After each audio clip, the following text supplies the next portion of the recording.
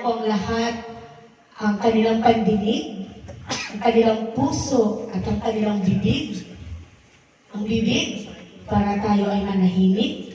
Ang ating mga tenga, ang ating pandinig upang tayo ay makinig sa salita ng ating Panginoon at ang ating puso sa handang tanggapin ang bawat salita. Amen po? God is good! And all the time! Merry Christmas! Happy New Year! Amen! Hooray! Tatawagan ko na po ang ating maghahatid ng ating mabuting salita, ang ating butihing tatay, Pastor Oscar Daham. Palakpak po para sa Panginoon sa buhay ng ating pastor. Hallelujah.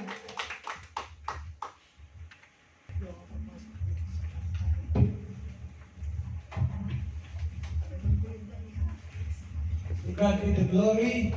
Awitin natin. To God. Alam mo ba yun? God be the glory. Yung ba yung tayo? To God be the glory. To God be the glory. For the things He has done. Again. To God be the glory. To God be the glory. To God be the glory for the things He has done. Napakasarap natin ang ating Diyos na buhay. Hallelujah! Pumili ng Panginoon sa oras na ito. Praise God. Sabi ng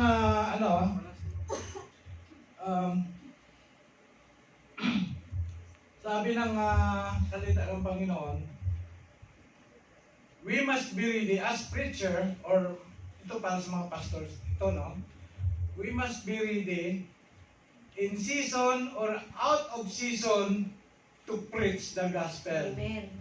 Actually, ang nakatalaga ko talaga na magsalita ko ngayon ay walang iba kundi talaga si Lord. No, gagamitin lang po niya ang ating kapatid na Ate Johnny. But nakawala ng boses yung ating kapatid. So wala akong magagawa. Kailangan na naka-ready, no? Sabi nga ng Panginoon, we must be ready in season or out of season. The pastors of the church should be ready. Hindi pwede yung, wala yung wala yung preacher, tapos walang preacher. So, ito yung paalala ko po sa mga tinalaga po nating mga pastor na malayo pa lang po ang Friday, mag-ready na po kayo. No? Huwag na nyong antayin na kayo ay nakaschedule bago kayo mag-prepare. So, ang salita ng Panginoon is na ihayag po niya sa araw nito, walang iba kundi tungkol pa rin sa ating pag-celebrate ng Christmas. Amen. The date of Christmas is December 25. Yan po ay naging tradition, no? Although it's not yet accurate na masabi natin December 25, but we believe that Jesus Christ ay ipinanganak. Amen? No matter kung ano man ang date na siya ipinanganak, we celebrate the day when God the Father sent Him into this world, no, for us, no, to be saved, no, to save us from the penalty of our sin. So, salita ng Panginoon ay pinamagatan ko na make room for God in your life. Ano sa Tagalog yun? Sawi Gurfa. Arabic. Arabic yun. Arabic pala yun. Sawi Gurfa. Gumawa po. Bigyan po natin ng puwang o ng espasyo ang ating Diyos na buhay sa ating buhay. Amen? So, ang teksto po na ating kinuha. Sana yung ating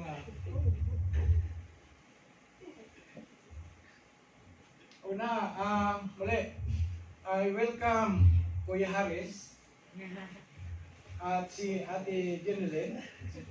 Siya po yung aking pasahero po, yung ating sundo from Palestine to going to Lotus Compound.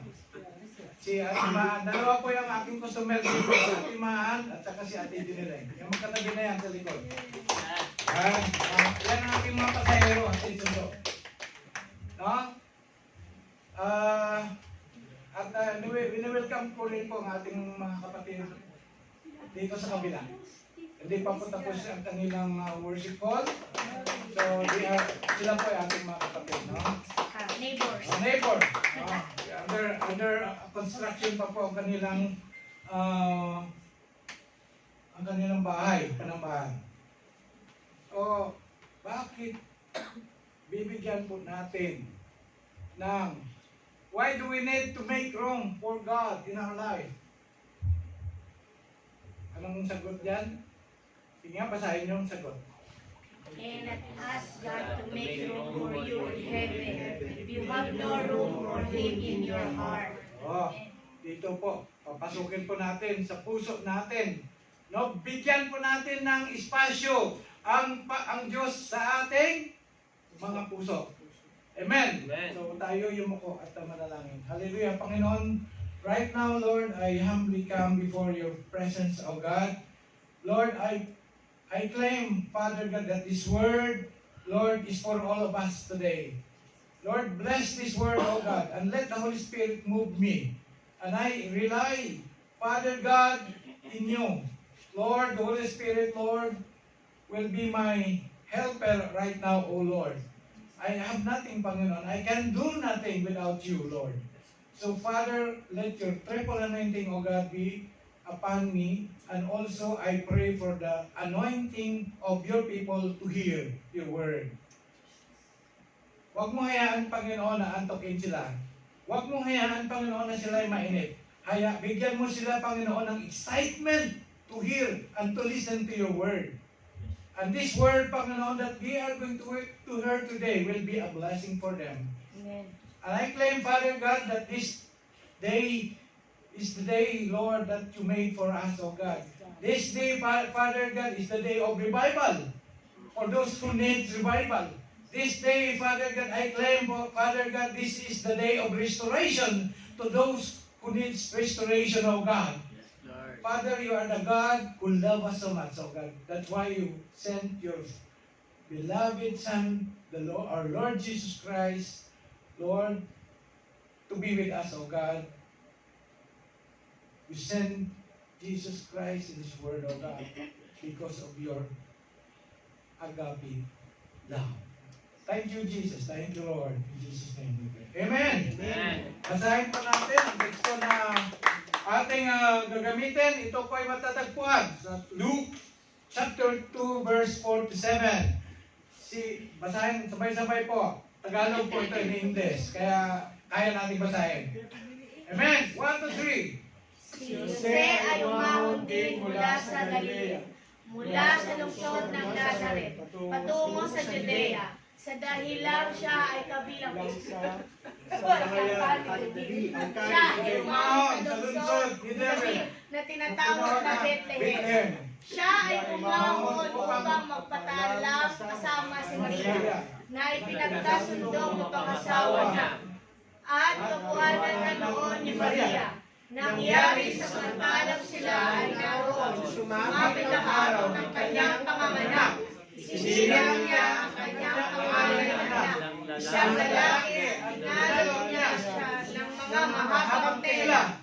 Siya ay inigyan sa isang sabat sapagkat walang lugar para sa kanila sa bahay tuluyan. Galimog pa sa tulo lang. Tulo lang pinasok mo kuya Jonah. Wala ng lugar para sa kanila sa bahay tuluyan. Hirap pagbasa ng Tagalog. Ngayong kapanahonan ng Pasko, maraming tao ang sobrang abala. Amen. Sa diwang ng sinasabing bear months or December. Amen. October pa lang, bear na. No? September. Abala sa pamimili ng mga regalo para sa mga mahal sa buhay, asawa, kapatid, kaibigan, mga inaanak, no? Regalo para sa kanilang mga boyfriend or girlfriend. Of course, regalo para sa mga dadaluhang mga Christmas party. No? Abala ang maraming tao sa paghanda ng mga pagde-decorate ng kanilang bahay. No? Katulad ng mga Christmas lantern, Christmas lights, Christmas tree, no? Sa mga bahay natin sa Pilipinas, ang daming mga Christmas light pagkagabi, no? At abala rin ang mga tao sa pagdalo ng mga Christmas party, katulad sa ginawa natin ngayon, no? At kung saan may mga awitan ng mga Caroline, ang mga Christmas song para sa pagkakaroling. Okay. Christmas games at walang katapusang kainan. Yan ang totoo. Diba? Marami tayong pagkain, no? Amen. Sa bansa po natin, pag months, maraming mga pera. Diba? Kasi mayroong 13 months pay. No? Dahil dito, marami po mga taong na masasabi natin, sabi nila, Merry ang kanilang Christmas kapag sila po ay may pera. Diba? Merry ang kanilang Christmas at happy ang kanilang New Year. Tama? Tama po ba? Amen. Dahil sa mga bagay na ito, kinakaabalahan ng marami, halos nakalimutan na kung ano ang tunay na diwa ng Pasko. Amen. Ba? Ang mga tao po ba, ano nga ba ang tunay na diwa ng Pasko? Tayo po ba masaya kapag tayo po ay may pera? May mga marireceive na mga regalo sa ating mga ninong-ninang or sa mga tao nagmamahal sa atin? Ito din po ay ang panahon na hero si Santa Claus. Di ba? Sa halip na dapat sana si Jesus Christ po ang hero, si Santa Claus po ang naging hero. Ang season ay ginawang what? Ang Christmas season ay ginawa nilang what? Winter holiday. Diba? Diba? Sa halip ng Christmas season, no? Ang salitang Christmas ay ginawa nilang Xmas. Tama? Mali.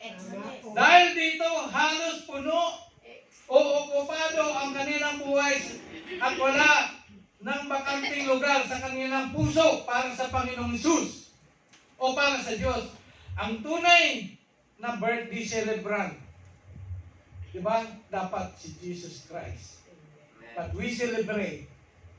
We are the one celebrating because He is the one who gave His life and He gave the greatest gift of all for all of us. No? So tanong mga kapatid, binigyan na ba natin ang lugar ng Panginoon sa buhay ninyo? Amen.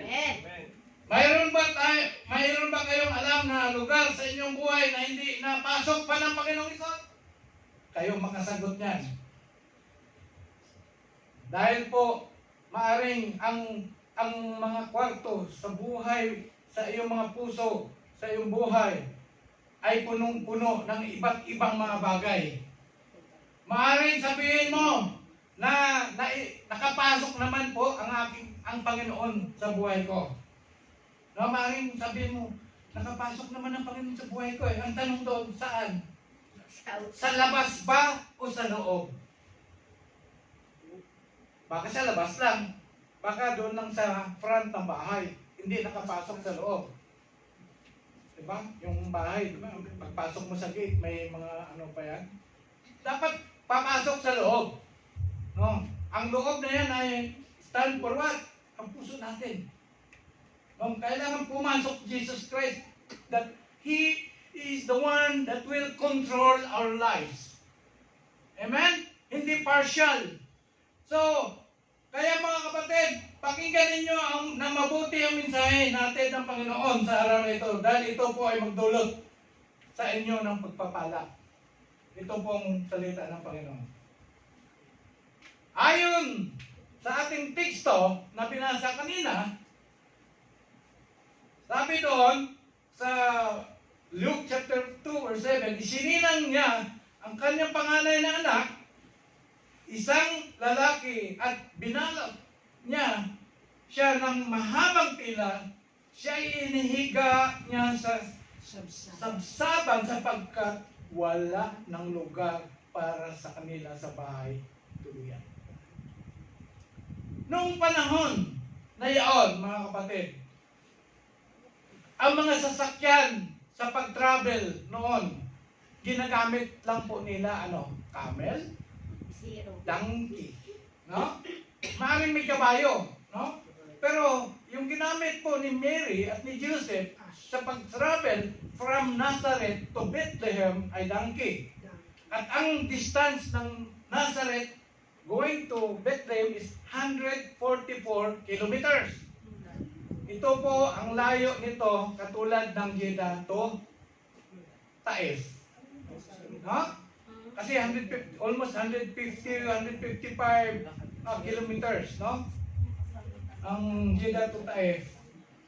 Ngayon, mga kapatid, pag nilakad po ang kanila at that time, 1 week po ang travel. No? 1 week po ang travel. Hindi katulad sa atin ngayon from Jeddah to Umlods to Al-Ola. Ay, naku. Ilang oras po yung ginawa po natin? 11. 11 hours. Pero kung sila po ay gumamit ng camel, ilang linggo kaya yon, no? Ilang linggo kaya bago dumating. So ganun po, no? At makita po natin na pagdating nila sa Jerusalem, hindi man lang sila nakakita kaagad ng bakanting silid para sila ay doon matulog. No? Fully book ang mga bahay, tirahan. Kaya napilitan po sila, doon na lang sila sa pulungan ng mga hayop. No? Doon sila tumuloy sa pulungan ng mga hayop at doon isinilang ang ating Panginoong Hesus. At pagdating ng walang hanggang Diyos na si Jesucristo at ang pinangakong Misaya,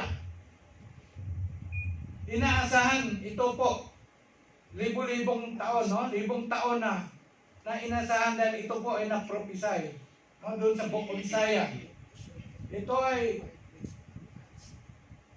naipropisay na ang ating tagapagligtas, no, ng sanlibutan ay darating, ngunit nung siya po ay dumating sa mundo, walang lugar para sa kanya.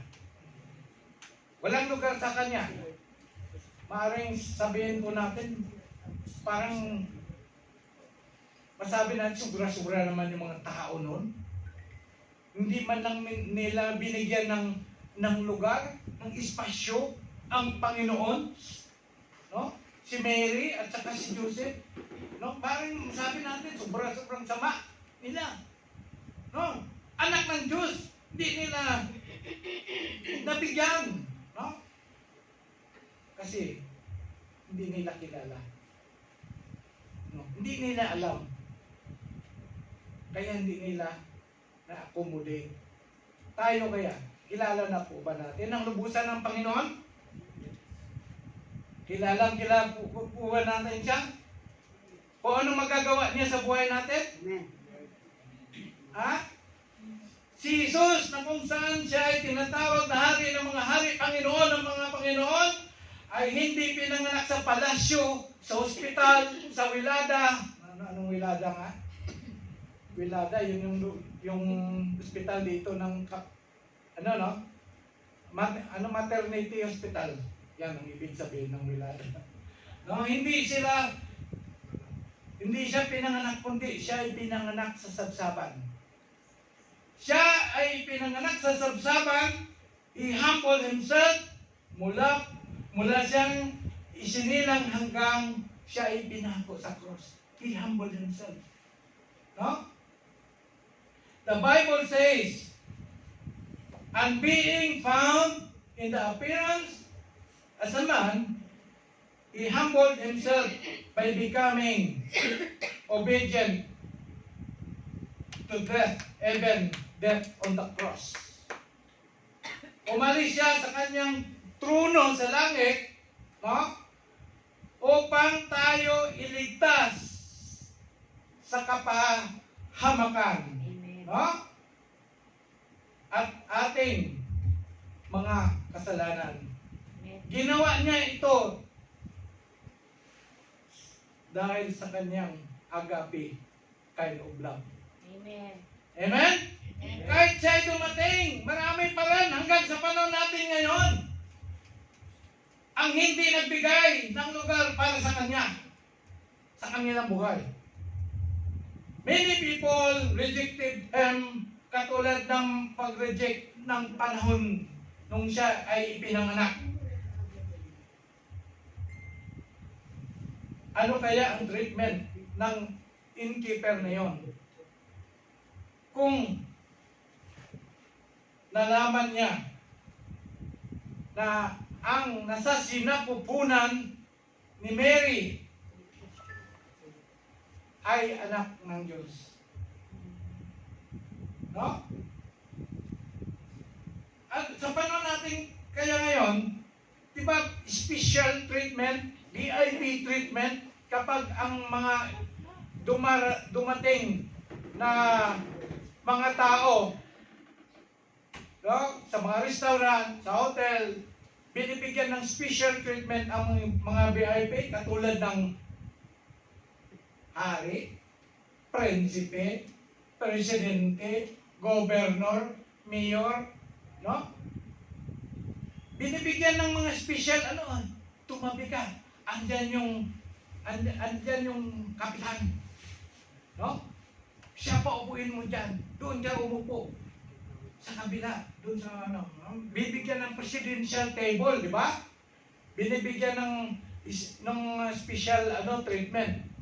No? Nagawa kaya siya ng paraan at the time ang innkeeper. Ang dahilan na hindi sila nakapagbigay dahil hindi po nila kilala ang dinadala ni Mary. Ito ay katulad ng isang tao, totoong kwento ito sa Amerika na kung saan isang tao pumunta sa reception ng isang hotel at yung taong ito mukhang gusgusin at hindi siya tinanggap ng receptionist ng hotel kasi special people lamang ang pwedeng mag-book doon sa hotel nila. No? Maybe ang hotel yun ay talagang pang first class, no, na mga hotel. Pero ang taong ito lumipat sa kabilang katabi nilang hotel. At nagulat ang manager ng hotel, ang unang hotel na nilapitan ng taong ito, na doon sa kabilang hotel ay nagkagulo, pinagkaguluhan yung tao na yon na kanilang nireject. At saka pa lamang nila nalaman na ang taong yun pala ay si Vice President Thomas Jefferson, Vice President ng US. So nasayang ang pagkakataon, no? Nasayang ang pagkakataon na sana sa kanila nakapag-check-in ang Vice President ng United States. Tanong para sa inyo mga kapatid, do you open your hearts to Jesus? Amen. Amen. Amen ha? Amen kayo mga kapatid. Marami ang naniwala na ang Panginoon ay pumasok na sa kanilang buhay mula noong tinanggap nila siya bilang personal Savior and Lord. At naniwala din ako dito mga kapatid. Naniwala din ako dito. But our life is like a house where there are many parts. Ang buhay po natin, no, ay ang puso po natin ay parang bahay na may mga iba't ibang bahagi, party, no? Mayroong tinatawag na sala o living room, mayroong tinatawag na kitchen, katulad dito, kitchen, mayroong comfort room, mayroong master's bedroom, mayroong guest room, no? At iba-iba pang room. No? Kapag malaking medyo palasyong bahay, maraming room yan. No, but in ordinary house, no? Yun lang po na ang mga rooms.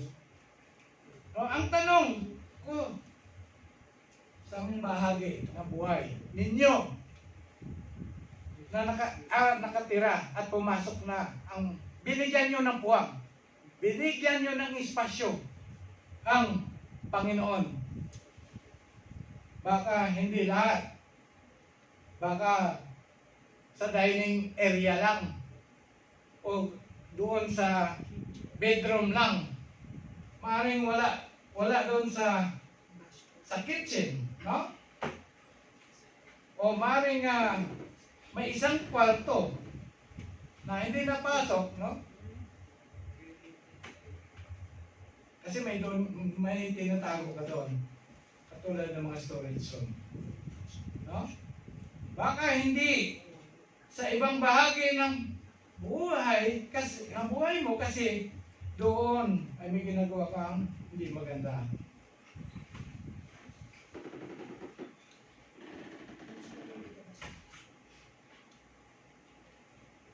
Ito po, mga kapatid. Ibang room. Room number 1. Study or library room. It represents your mind. Anong sinabi dito? Ang iyong isip, okay? Ang uri ng mga bagay, ang iniisip mo, kung mas iniisip mo ang isang bagay, mas nagiging bahagi mo ito. Ano yung palagi mong iniisip? Palagi yun ang doon ka nagsasubscribe, no? Anong kinahiligan mong iisipin? No? Kasi dito naglalaro sa ating isipan, no? O yan, pakinggan natin, ha? Sa katunayan, ang iyong iniisip ay nagtatakda ng landas para sa iyong buhay. Alam ng Diyos kung anong iniisip natin, kaya tumuon tayo sa mga bagay na gusto niyang isipin natin. Doon tayo magtuon. Doon tayo mag-focus sa mga bagay na gusto ng Diyos tayo. Doon natin i-spend yung time natin sa pag-iisip. Mga bagay na marangal. Yan ang sinasabi, mga bagay na marangal. Dalisay, mapagkatiwalaan, kahanga-hanga. Ito po ay nakasulat po sa Philippians chapter 4 verse 8. Ang sinasabi doon, bukod dyan mga kapatid, lagi ninyong isa-isip ang mga bagay na mabuti, kapuri-puri, mga bagay na totoo. Hindi yung mga bagay na hindi totoo. Hindi yung mga bagay na katang-isip. No? Marangal, matuwid, malinis, maganda at kakais-nais. Hindi yung mga bagay na mga malalaswat. Di ba? Huwag nating aksayahin ang oras natin sa pag-isip sa mga bagay na mga negatibo, na mga hindi totoo. Kasi magkaroon tayo ng lalaro sa isipan natin yung magiging paranoid tayo. Hindi naman talagang nangyari. Minsan iisip natin. Parang yung asawa mo, wala namang ginagawa yung asawa mo, nagsisilos ka ng silos. Hindi naman talaga totoo, inject lang ng diablo yun. Uy, yung asawa mo, baka nagkaroon ng babae yan. Uy, yung husband mo, yung wife mo, baka nagkaroon ng babae ng lalaki sa Pilipinas yan. Ayan. Kaya sinabi doon, yung mga totoo, mga totoo. No?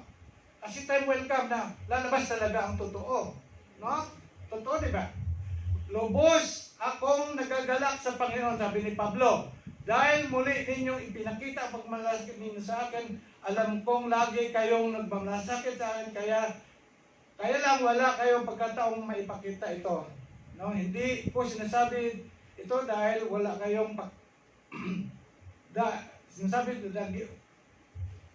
hindi ko sinasabi ito dahil nanghingi ako ng tulong sa inyo sapagkat natutunan kong magiging kontento anuman kalagayan ko. Marunong akong mamuhay sa hirap at ginawa. No? Kailangan yan ang magiging attitude natin. Maging flexible tayo. No? Hindi yung mayaman ka, pag naging mahirap ka na, pag wala, mahirapan ka, di ba? Kailangan mahirap ka man, o mayaman ka man, kailangan matuto kang mamuhay. No? Sabi niya doon, natutunan ko na ang lahat ng ito. Kaya, maging anuman kalagayan ko, yan, maging anuman kalagayan, busog man ako, o gusto man sagana, o salat, kontento pa rin ako. Contentment. No? Kaya, kung harapin ang kahit anong kalagayan sa pamagitan ng tulong ni Kristo na nagpatatag sa akin. Pangalawa po, ano yung unang room?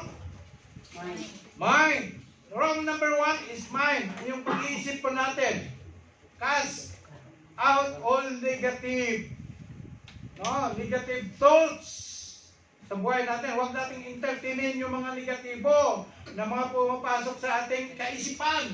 Don't spend time to entertain them. Kapag nyo? Let Jesus be in that room number 1. Amen? Room number... Okay, room number 2 is our dining room. Dining room is our desire. Kailangan natin dumating sa puntong masasabi natin, Diyos ko, ang gusto mo lang, ang gusto ko. At ang mga hinihiling ko, kung may hiniling ako na ayaw makuha ko, ay huwag mo nang ibibigay, Lord. Let your will be done. Di ba? Ganon yun eh. Lord, kung may mga hinihiling ako sa iyo na ayaw mo, huwag mo nang ibibigay. Halimbawa, ikaw ay humiling ng kutsi, Lord, bigyan mo ko ng kutsi, Lord, bibigyan mo ako ng sasakyan, hindi ka nabigyan ng Lord. Alam mo, may dahilan ng Lord. Kung bibigyan ka niya ng kutsi, Marunong ka ba magbanyo? minaniyo mo, pinangga mo, wala ka palang driver's license, yung alam mo lang pag magpindot ng gasolina doon, hindi mo alam yung clutch, hindi na-disgrasya ka, matalino ang Diyos, di ba? Alam ng Diyos ang mga bagay na nakakapabuti sa buhay natin. Kaya nga, sabi, let your will be done. O ano, yung desire natin, ipapasakop natin sa Panginoon. Amen? May mga desire tayo na hindi nakita ng Lord, hindi magiging pakinabang sa atin. No? So, yung desire natin, let God enter that room para sa atin. Na-gets ninyo? Amen o hindi? Ang ating mga maling hangarin ay maaring maging sanhi ng malaking problema. Tama? No? Alam mo, tinangad mo magkaroon ng maraming pera. Tapos para magkaroon ka maraming pera, tumaya ka ng luto. Nagnegosyo ka ng droga. Ano mangyari sa'yo? Kapahamakan, di ba? Ngunit gusto ng Diyos na maging masaya tayo para sa iba, no? Kapag pinagpala sila ito ay tungkol sa pagkainggit, mga kapatid. Ang tinutukoy dito, yung pagiging inggitera, no? Ito, basahin ko yung una. Kapag ang ibang tao ay nakakuha ng isang bagay na gusto natin, ngunit gusto ng Diyos na maging masaya tayo para sa iba kapag pinagpala sila. Normal yan sa mga kaopisina, katrabaho natin na inggit. Maraming mga inggitero, di ba? Bakit siya may binigyan ng high increase? Bakit siya may komisyon. No? Pareho lang naman kami nagtatrabaho. Diba? Ganun yan, normal lang yan eh. Kailangan pag-aralan po natin, hindi tayo maingit. Amen? Okay, next. Number 1, ano yan? Number 1? Mind. Number 2? Desire. Okay. Number 3, living room or family room. Ano yung living room? Ang iyong mga kaibigan.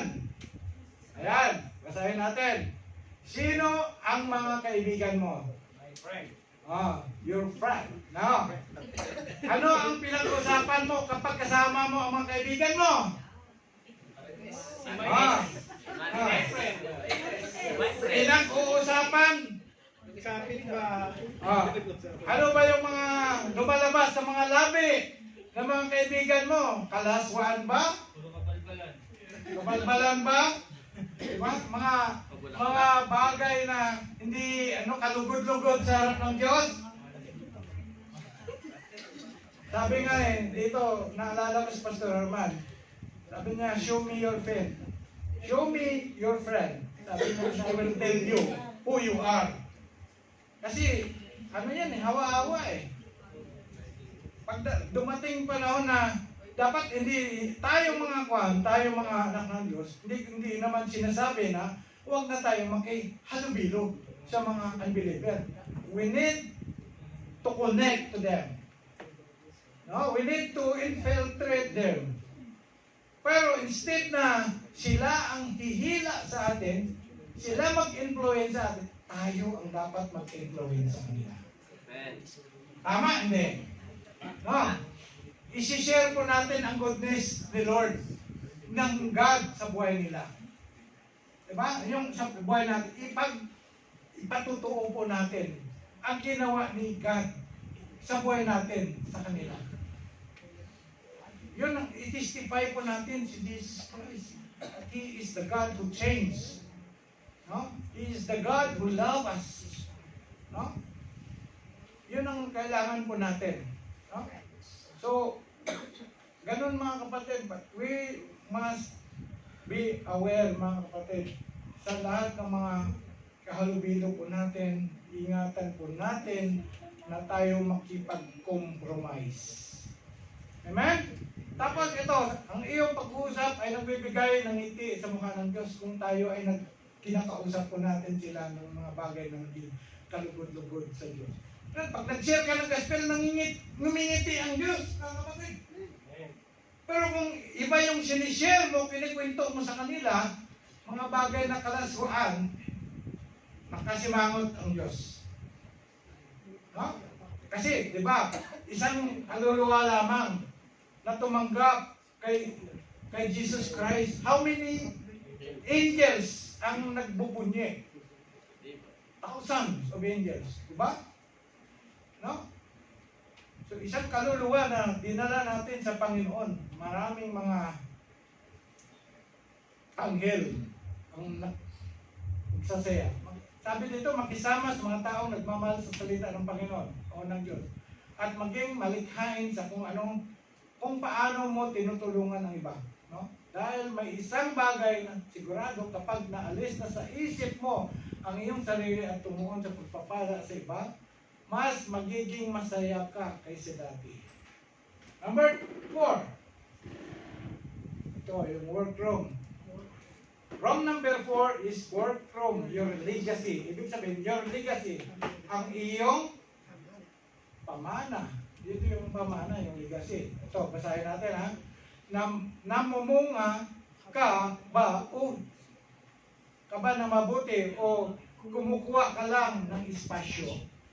Hinikayat ko kayong magtrabaho ng may kausayan at integridad. Sabi, walk worthy of your calling as children of God. No? Yung buhay po natin, ipapakita natin na talagang tunay tayo mga anak ng Diyos. No? We have to walk worthy of our calling. Kapag pinili mong huwag mag-chismis sa trabaho, mag-aksaya ng oras sa kumpanya o makilahok sa mga bagay na hindi nakalugod-lugod sa Kanya, pagkatapos ay ginagalang mo ang Diyos, at kapag pinarangalan mo ang Diyos, parangalan ka niya. Tama? Kapag binigyan po natin ng parangalan ng Diyos, parangalan din tayo ng Diyos. Amen? Ang tandaan, kailangan natin gawin ang tama dahil ito ang tama. Kahit na walang tumitingin dahil ang Diyos ay laging kasama natin. No? Hindi lang gumagawa tayo ng tama kasi may nakatingin. Andyan si pastor nakatingin, andyan si kapatid nakatingin, gumawa ka rin ng mabuti. Nag-praise the Lord ka rin, nag-praise the Lord ka rin. Nag-pray ka rin kasi nandyan si pastor. Ako nakakaya, andyan si pastor, kailangan mag-pray. No? Hindi ganon. Dapat kahit walang nakatingin, no? May personal tayo kay Lord. Siyang ating focus na audience natin. Ginagawa natin ito to please the Lord. Amen. You cannot please your brother and sister. You cannot please man. But the Lord is the God of acknowledgement. You know how to acknowledge what you are doing. Huh? And because He is the God of reward. Tandaan po natin yan mga kapatid. Kahit wala pa nagpuri sa iyo sa ginawa mong masarap na magluto ng buro. Kahit hindi ko type yung buro na yan. Hindi ko makain ang buro na yan. Pero mga kapatid, maraming kapatid ang paboritong gustong-gusto ng buro. Talaga may buro. Saan? Mga ganun, no? Saan yung kari-kari? Kari-kari. Ha? Tay, nakita ko na. Ayun pala. Yan. Kahit walang nagpupuri. Si Lord ang magpupuri sa iyo. Siya ang magparangal sa iyo. Amen? Palapakan natin si Lord. Okay, number 5. Room of recreation. Your entertainment. Basahin na lang natin. Hinayaan mo ba ang Diyos na mapasaya? Mapasaya? Kung anong na magpasya. Ayan pala. Hindi pasaya. Hinayaan mo ba ang Diyos na magpasya kung anong mga pelikula, mga awitin, yun, na dapat mong pakinggan o pelikula na dapat mong panoorin? Ayan, ang mga musikang pakinggan mo o mga bagay na binabasa mo, hinayaan mo ba ang Panginoon na siya magpasya? Tinatanong mo ba sa Lord, Lord, okay lang ba magbasa ako ng Playboy? Di ba? Lord, okay lang ba magbasa ako ng Playboy magazine? Lord, okay lang ba manood ako ng mga X-rated film? Lord, okay lang ba na ako ay mag-entertain ng mga bagay na ganito? Katulad nung kaninang na pag-usapan ko natin. Ito, walang masama sa pagkaroon ng magandang oras, mga kapatid. Ngunit kailangan din ng ating pagpili na parangalan siya.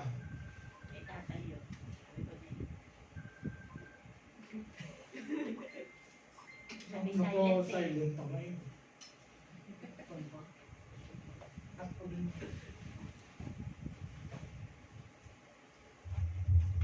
Baka may tumatawag na parating si mga expected visitor.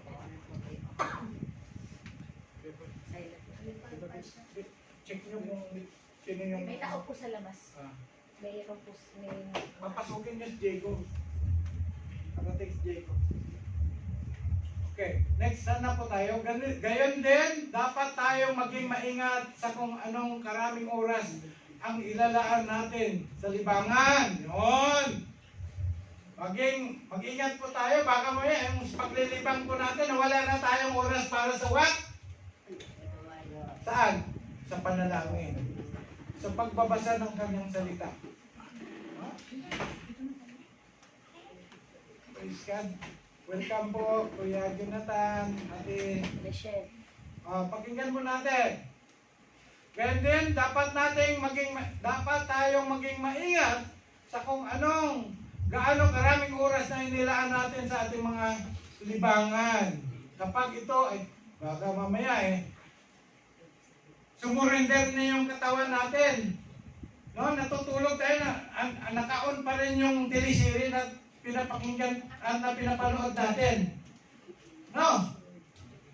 Doon nag-aksaya po tayo ng panahon. Binigyan natin ng mahabang oras ang panonood sa YouTube. No, ng mga teleserye, Vlogs. ng mga vlogs. No? Pero sa panalangin, meditation, devotion, pag-aral ng kanyang salita, wala tayong oras. Naging unfair, no, sa Panginoon, di ba? Kapag ito ay nangailangan ng isang mas malakas na prioridad sa ating buhay kaysa nararapat mayroon isang problema. Ito ay hindi ka maaaring magkaroon ng anumang masaya. Kailangan mo lang piliin kung ano ang pinakamabuti para sa iyo at kalugod-lugod sa Diyos. Ano ngayon? Number 5 yung kanina, number 6 na. Number 4. Number 5. Ito na, number 5. Recreation tapos na. 6 na. Okay. Ano yung number 1? Number 1. Mind. Number 2. Desire. Number 3. Family. Family. Friends. Number 4. Legacy. Legacy. And number 5. Recreation. Mamaya.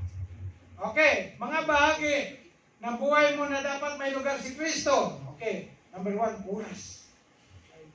Oras! Sabi ni Jaime, o ni Santiago, ngunit hindi ninyo nalalaman kung ano ang mangyari sa kinabukasan. Ito ay sapagkat ang buhay ninyo ay parang, ito ay tulad na isang singaw na maikling oras ay lumitaw pagkatapos naglalaho. Awit, chapter 90, verse 12. Kaya ituro mo sa amin ang pagbilang ng aming karawan. Ayun, dapat talagang isi-celebrate yung birthday, di ba? No. Upang kami ay magtamo sa amin ng pusong may karunungan. Ayan. Itong oras natin. We need to have time to pray. Amen. Yan ang isang lugar sa buhay po natin. Ang ating oras. Do we have time to pray? O baka every Friday lang, every prayer meeting lang tayo nang nagpipray. O di kayo bago kumain. O di kayo bago umalis. No? Bago umalis ang sasakyan natin, aeroplano papuntang Pilipinas, doon na tayo nanalangin doon. Kasi alam mo, baka malaglag at mag-crash yung aeroplano eh. Kaya kailangan, it's a necessity na kailangan manalangin ka, Lord. Natakot ako sumakay sa aeroplano. Kaya Lord, tulungan mo kami, ingatan mo ito aeroplano. Yun ang time mo para manalangin. We need to have a consistent time every day na mag-pray kayo. Amen? Kasi kailangan involve natin si Lord sa araw-araw nating buhay. Amen? Kasi alam mo, sabi ng Panginoon, knock the door, and the door shall be open. Seek, and you will find. Amen. For everyone who seek, find. No? Ask, sabi ng Panginoon, ask, and it shall be given to you. For everyone who asks, receive. There are so many benefits of having a prayerful, Christian. Time to read the Bible. Ayan. Alam po natin, ang Biblia po ay parang ating manual. Life's manual. Manual po ng buhay natin, ang Biblia. And we can read many promises of the Lord in the Bible, in the Scripture. At marami pong mga nais ng Panginoon malaman natin ang will niya kapag nagbabasa po tayo ng salita ng Panginoon. And we will discover a lot of truths in the Bible. So we need to have the place na ibibigay po natin lugar para sa Panginoon itong oras na ang oras. Ito pa, time to attend the church services every Friday. Ito po ba, ang ginagawa po ba natin na tayo po ay pumupunta lamang sa church kapag may dedication, may kasal, may anniversary, at may ano ngayon? Ano ngayon? Christmas party. Ganun lang ba ang ating pagdalo sa Panginoon? Sa gawain ng Panginoon? No? Dapat po, sikapin po natin. Hebrew 10:25. Ano nga yung Hebrew 10:25? Huwag kaligtaan, dumalo sa mga gawain katulad nito. Diba? Dapat mahalin. Alam nyo kung mahal natin ang Panginoon, love the Lord your God with all your hearts, with all your soul, no, your mind, with all your strength. Ito ay katulad ng pagmamahal po natin sa girlfriend natin at sa mga loved ones po natin na gusto po natin palagi sa makita. Diba? Yung loved ones natin, pag tayo ay bagong magkaroon ng relasyon, gusto natin palagi marinig ang boses niya, makita natin. Ganon din dapat tayo ka-excited pagdating sa Panginoon. No? Kailangan natin hanapin at magkaroon po ng desire na makapiling po palagi tayo ng Panginoon sa kanyang presensya. At ito po ay magagawa po natin din yan kapag tayo every Friday dumadalo ng gawain, mga kapatid. Amen. Amen? Nais ba nyo bigyan ng Panginoon ng lugar? Bibigyan nyo ang Panginoon ng lugar sa pagdalo ng gawain every Friday? Pakitaas ng kamay. Amen. Ewan ko lang. Okay. Pero that's encouragement, mga kapatid. Naranasan ko rin yan noon na tamad ako dumalo. No? Minsan, pinagbibigyan ko lang yung kumpare ko, yung kaibigan ko para dumalo. No? Parang nahiya lang ko kasi hindi ba nagkakaya. Pero nung nakilala ko ang Panginoon ng lubusan, ako mismo, gusto ko palagi Friday na eh. Gusto ko nagmamadali ako ng Friday. Para makapagpanambahan sa Panginoon, dapat ganon din, mga kapatid. Ganon din ba yung nasa puso natin? Amen. Gagawa ka ng paraan para makadalo. Brad, mga kapatid, namatay yung aking first wife. 1997. Ang aking anak ay 2 years old. Si Mark. Yung pangalawa. At that time, when I told the Lord, Lord, without you, hindi ko kayang masurvive itong nangyari sa buhay ko. Kaya Lord, maglingkod ako sa iyo. Ikaw na ang bahala sa akin. Dito ako nakatira sa likod ng Erpan. Ang gawain namin sa Bagdadia, wala akong sasakyan, mga kapatid. Ang church services po namin, Linggo, prayer meeting. Merkulis, music ministry practice. Webes, Bible study. Friday morning, may service kami. May sinusundo pa ako sa TAF. Mga kapatid, hindi ako nagmamayabang. Webes ng gabi, sinusundo ko yung kapatid ko sa TAF. Doon na matulog sa church. Kinabukasan ng Friday morning, dadalo ng gawain. At sa hapon, hinatid ko pabalik sa TAF pagkatapos ng service. Naranasan ko yun, wala akong sasakyan. Yung anak ko, bit ko, nagsakay kami sa Toriel na maliit na bus. Iba-ibang lahi ang mga kasama ko, iba-ibang amoy. Tiniis ko yun, mga kapatid, kasi mahal ko ang Lord eh. Gumagawa ako ng paraan para lang makarating sa church. Hindi, walang sumusundo sa akin noon. Hindi ko naging dahilan. Kaya di ako nakadalo ng church kasi walang sumundo. Kasi pag mahal mo ang Panginoon, gagawa ka ng paraan para ka makalapit sa Panginoon. Kung mahal mo ang Panginoon, you have to make room for Him in services sa paglilingkod. Maglingkod kayo na may kasayahan sa Panginoon. Magsilapit kayo sa kanyang harapan na may awitan. Sabi nga doon sa 1 Corinthians 15:58, 2 Corinthians 15:58, Let nothing move you. Always give yourself fully to the work of the Lord, because you know that your labor in the Lord is what? It's not in vain. Walang, lahat ng ating paglilingkod sa Panginoon na mayroong kabuluhan, mga kapatid. Amen. Akala natin na yung paglilingkod natin na ito, hindi na si Lord. Nakita ni Lord yan. Si Lord ang nag-acknowledge. No? Kaya maging masipag po tayo sa gawain ng Panginoon. Huwag tayo magsawa sa paglingkod. Amen? Our response. Ito po yung isa pa. Our response to His knock. Matthew chapter 10 verse 40, anyone who welcomes you welcomes me. And anyone who welcomes me welcomes the one who sent me. So mga kapatid, kung yung mga kapatid dito makulit na in-invite kayo, hindi sila ang pinagbigyan nyo para kayo makadalo dito. Ang pinagbigyan ninyo si Lord. Tama? Ito yun, no?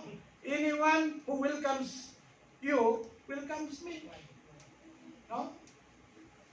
Okay. John chapter 13 verse 20. Very truly I tell you, whoever accepts anyone I send accepts me. And whoever accepts me accepts the one who sent me. O sino mayang tumanggap, no? Sa atin. Tinanggap din nila yung invitation ni Lord. Amen? Luke chapter 10 verse 16, whoever listens to you, listen to me.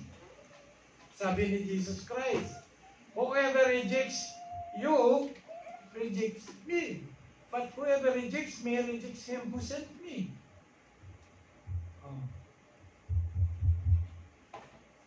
And then, the last, not the least, ito lang po yan. Willingness to be changed. We believe that God is molding us. This is our first theme during our first anniversary. God is molding us. God is shaping us. God is changing us from glory to glory. Amen. Amen? So, God is molding us and He will change us from glory to glory. God can change us kung tayo ay nahirapan baguhin ang ating sarili. Halimbawa, I think everybody want to have changes in their lives positively. Katulad ng every New Year, nagde-declare tayo, I want to stop this. I want to change this in my life.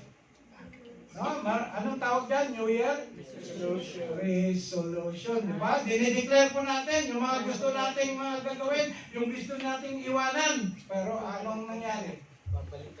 After 1 week, bumalik ulit. Because you are doing it by your own effort. And if you want to be changed, you must have a willingness to be changed. Kasi pag yung nasa isip mo na, wala ka naman talagang willingness, you cannot be changed. If anyone who is in Christ, he will become what? A new creation. No? The old has come, behold. Behold, the new has come. Yan po. Ayan po sinasabi. Therefore, if any man be in Christ is a new creature, all things has passed away. Behold, all things becomes new. Alam ko, masaya na kayo kasi tapos na no? Ano? Dagdagan ko pa? Wala na O sarado na Wala pang conclusion. Meron pa yan Wala na. Expand. Wala na. Hindi, wala. Pero may tatanong ako sa inyo. Gusto ko lang siguruhin na yung aking itinuro ay nag-gets ninyo. Ano yung different from? Number 1. Mind. So, this is my mode of teaching mode. Mind. Because Library room. huh? Study room. Number 1, Mind. Mind. number 2, Desire. number 3, Friend. number 4. Legacy. Aba, siguro bibigyan natin ng jacket ng mga pag-memorize. Mamaya Bigyan ng ka na. jacket yan. Bigyan ng Colgate Okay yan. mga kapatid, ito lang. Toothpaste yan. Check natin sarili natin. Amen. Ano kaya ang kwarto o ang lugar sa buhay ko na hindi ko inalaw na pakialaman ni Lord? Yan ang ano natin. I-check for this Christmas mga kapatid. For this Christmas, ayon dun sa teksto natin, the Lord Jesus Christ at that time ay hindi nabigyan, hindi tinanggap ang kanyang ina, ama, doon sa mga inn, sa mga hotel na kanilang pinuntahan because we don't know Him. Now, we know Jesus Christ as our personal Savior and Lord. And we need to check ourselves. No? Doon sa mga inilatag ko kanina na mga lugar. Bigyan po natin ng lugar ang Diyos, hindi lamang ngayon. Make room for God in our life, not only today, but every day. He should be in our life, mga kapatid. Amen? So, bigyan po natin ng matakas ng palakpak si Lord. Glory to Him. Hallelujah. Panginoon, sa walang peso, Lord, kami, Panginoon, lumalapit muli sa iyong harapan upang pasalamatan ikaw sa mensahe na iyong, Lord, ipinahayag, Panginoon, ginamit mo lamang ako. It is not me who talk to them. I pray, Father God, that you will silinuhan mo, Panginoon, ang kanilang mga narinig na mga salita mo. God, and it will be applied in their lives, Panginoon. I expect, Panginoon, Lord God, changes, Panginoon, sa buhay ng mga anak mo, Panginoon. I expect, Father God, that, Lord, ang mga anak mo, Panginoon, ay magkaroon ng buwang, magkaroon ng espasyo, Lord, sa kanilang buhay. Hindi lamang sa araw nito, kundi, Lord, araw-araw, Panginoon, Lord God. That you will become, Panginoon, Lord, their priority in their lives. At ang aking prayer, Panginoon, na ang mga anak mong ito, every Friday, Father God, they will come, Panginoon, to worship you and to attend, Panginoon, Lord God, the fellowship, O God, na sinabi mo sa iyong salita, Panginoon. Hebrews 10:25, Panginoon. I claim, Father God, that the enemy, O God, will flee in the mighty name of Jesus Christ of Nazareth. Thank you, Lord. Thank you, Holy Spirit, O Lord, sa iyong paggabay, Panginoon, and for giving us, Lord, this holy word.